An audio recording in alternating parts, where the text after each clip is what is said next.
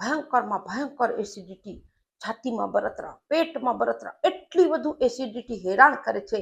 તાત્કાલિક તમે એક આ કટકો મોઢામાં મૂકી દેજો, તરત તમને એમ લાગશે જે બળતરા થતા હતા એ ઓછા થઈ ગયા છે. અને એ બળતરાનું આપણે કારણ પણ એસિડિટીનું જાણી લેશું. હું Kalpana Rathod, acupressure acupuncture therapist, diploma in alternative medicine, અને એક એવો સરળ પણ અસરકારક ઘરગથ્થુ ઉપાય જાણશું જેનાથી તમને એસિડિટી ક્યારે પણ નહીં થાય.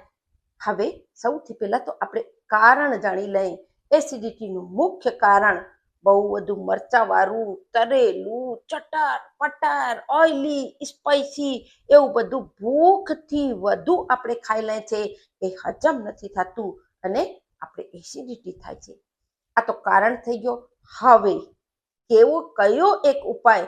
એની માટે તમને 1 ચમચી વરિયાળી લઈ લેવી છે અને એની સાથે 5 થી 7 સૂકી કાળી દ્રાક્ષ, એને રાત્રે તમે થોડા પાણીમાં પલાળી દેજો અને સવારે ઉઠી એ પાણીને તમે પેલા પી લેજો. દ્રાક્ષ અને વરિયાળીને તમે ચાવી ચાવીને ખાઈ લેજો.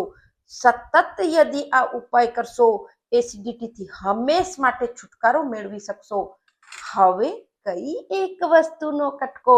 એ છે જેને આપણે હિન્દીમાં ધાગા મિશ્રી કહેવાય છે અને આવી આપણે ગુજરાતીમાં એને ખડી સાકર કહે છે. ધાગા મિશ્રી લઈ લેજો અને એનો એક કટકો કરી અને મોઢામાં મૂકી દેજો.